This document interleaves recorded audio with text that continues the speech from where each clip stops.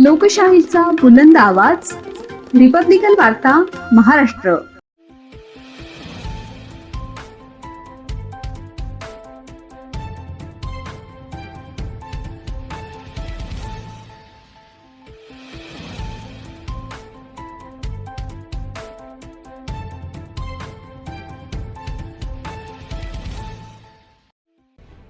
फुलंब्री तालुक्यातील शेतकऱ्यांच्या मावेच्या प्रकरणात न्यायालयाचा दणका.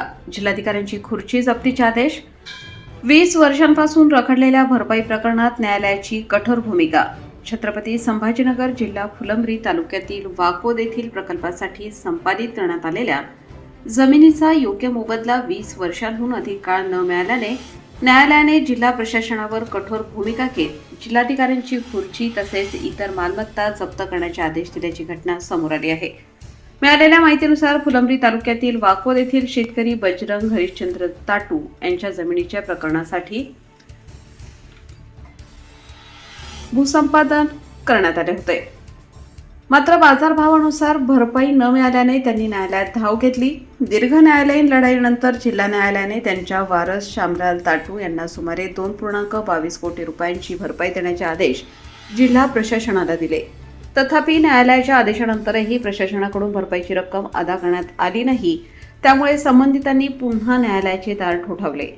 आदेशाची अंमलबजावणी होत नसल्याची गंभीर दखल घेत न्यायालयाने जिल्हाधिकाऱ्यांची खुर्ची तसेच इतर मालमत्ता जप्त करण्याचे आदेश जारी केल्याचे सांगितले जात आहे. दरम्यान न्यायालयाचा आदेश घेऊन बेलीफ जिल्हाधिकारी कार्यालयात पोहोचल्याची माहिती मिळताच जिल्हाधिकारी केबिनला कुलूप असल्याने जप्तीची कार्यवाही पूर्ण होऊ शकली नाही अशी चर्चा शहरात रंगली आहे. या घटनेमुळे जिल्हा प्रशासनाच्या कार्यपद्धतीवर प्रश्नचिन्ह उपस्थित होत असून शेतकऱ्यांमध्ये तीव्र नाराजी व्यक्त होत आहे.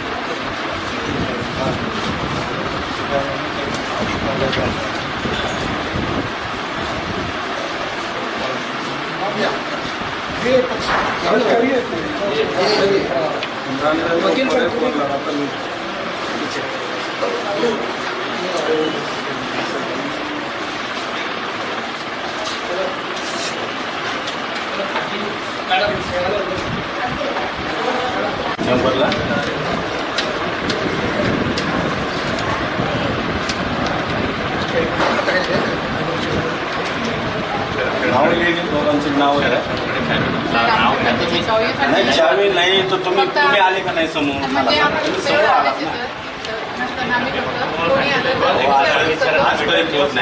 आज कारवाईमुळे तुम्ही बंद केलं आम्हाला पण समजतं. आम्ही आज थोडं आतो करू कलेक्टर आम्ही सोडतो वाढले आम्हाला पण माहीत नाही का तुम्ही करत असता त्याच्याबद्दल तुम्हाला आदेश बंद करायचं तर आमचं काही म्हणणं नाही. तुम्ही ते बोललं नाही.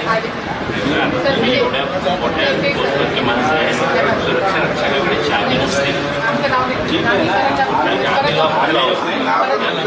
येणाऱ्या जणांना मार्गदर्शन करू शकतो तुम्ही बोलत नाही.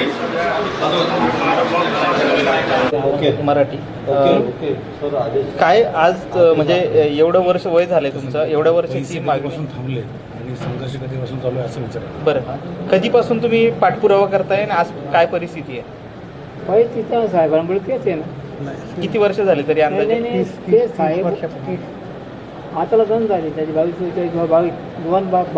वर्ष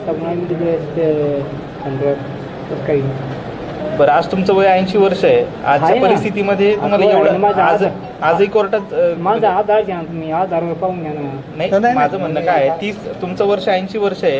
एवढं म्हातारा वयात सुद्धा तुम्हाला प्रशासनाचे खेट्या मारावं लागतंय. हा, तुमची लोकांची मजुरी करून घेतो, मजुरी करून हा. मग पैसे मिळत नाही. मजुरी करून यावं पडते तुम्हाला. तेच विचारतोय, तुमची प्रकल्पात हा, जमीन गेली, याचे मोबदला बरोबर- मिळाला, तुम्ही आता काय करता आणि का? माझे जे घरचे लोक आहेत 10-20 लोक आहे सारे, आम्ही एका घरातले, ते सारी परेशान आहे. काही याच्या कामाला त्याच्या कामाला बस याचे पुढे पण मग सर्व जातो आम्ही. पश्चाताप होतोय या सगळ्या गोष्टीचा. हा? पश्चाताप होतोय या सगळ्या गोष्टीचा. हो. पश्चाताप होतोय का? रोज रोज तुम्हाला यावं काय लागतंय. करता साहेब? मग हे पैसे जर आता मिळाले तर मग नंतर काय कामाचे? नंतर काय कामाचे पैसे?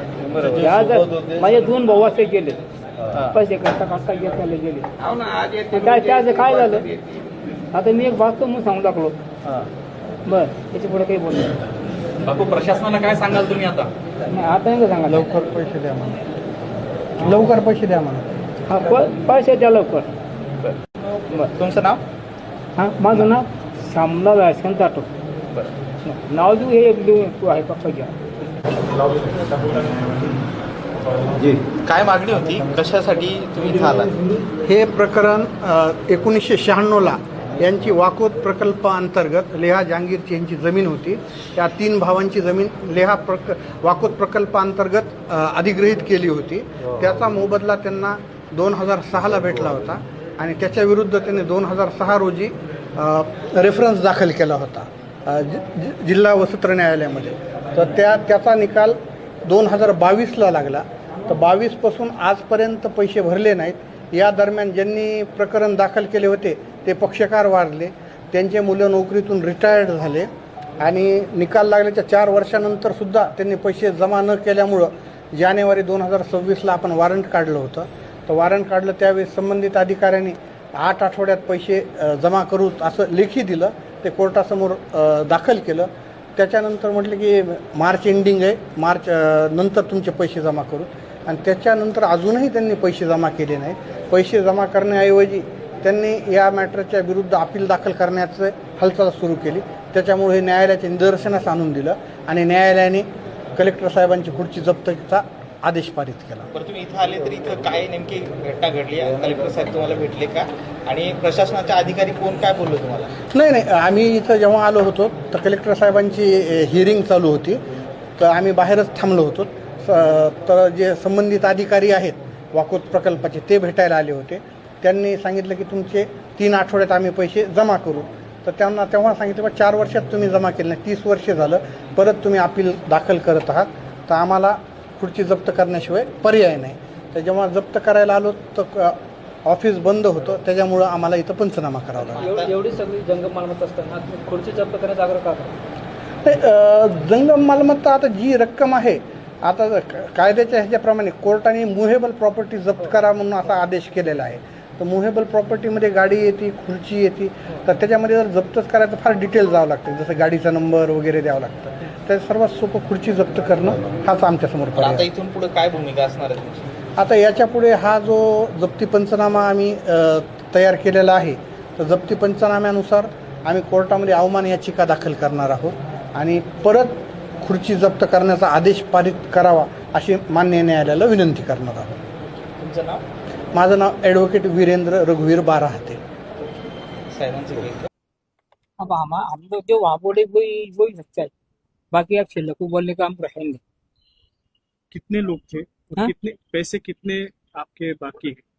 अब ये कुछ वो कुछ मालूम नहीं, बच्चे को मालूम, मैं क्या आड़ा नहीं, मैं क्या समझ. ठीक है, कितने लोग थे आप दावा हाँ? करने वाले? कितने लोग थे? कितने लोगों के हाँ, पैसे? 3 लोग है ये. 3 लोग थे। हाँ, 3 लोग दावा करने वाले यहाँ. पहला बड़ा भाई रूपचंद हरचंद है, दूसरा बजरंग हरचंद, तीसरा मैं सम्राट हरचंद. बस 3 ही लोग दावा करने वाले. 3 ही लोग। हाँ अब खाली आप ही है उसमें, 3 लोगों में से भी आप ही से? हाँ, तो फिर आप ये की जिंदा रही, ये की छोड़। एक ही अंदर आती हूँ तुम. और वो दोनों बड़े के इनके बच्चे, मेरे पिताजी रूपचंद हरचंद थे, जी। दूसरे चाचा अपने बजरंग हरचंद, 3 नंबर के काका है अपने वो श्यामलाल हरचंद, तीनों भाई मिला के उनके बाल बच्चे जो थे मैं भी अभी बड़े रूपचंद हरिचंद का बेटा है 2 नंबर का। मैं भी अभी ड्यूटी करके रिटायर हो गया, तो भी वो पैसे मिलने का पत्ता नहीं है। इनकी कब मौत हुई? आपके पिताजी मेरे पिताजी की 25 नवंबर 2009 को। क्या उम्र थी? उस टाइम में उनकी उम्र थी 90-92, सब में बड़े थे वही। अभी सरकार से क्या कहना चाहेंगे? सरकार से क्या कहना चाहेंगे, इतने दिन हो गए, अभी 1995 को एक्वायर किया था जमीन वाकौर मध्यम प्रकल्प के लिए। 1995 से लेकर अभी तक 2026 तक 31 साल हो रही। यानी कि हमारे पिताजी गए, काका गए, एक बड़ा भाई गया, दूसरा बड़ा भाई गया, 2 भाई चले गए, एक मेरी एक बहू चले गई, पिछले भाई की बहू कैंसर से। पैसे का पत्ता नहीं, पैर रखने की जगह नहीं, जमीन नहीं, रोजा मंजूरी शिवाय पर्याय नहीं पेट भरने के लिए। अभी उम्र भी इतनी हो गई तो रोजा मंजूरी भी नहीं कर सकते। अभी पिता ये काका जी देखो, इनकी उम्र अभी 80 साल तक है।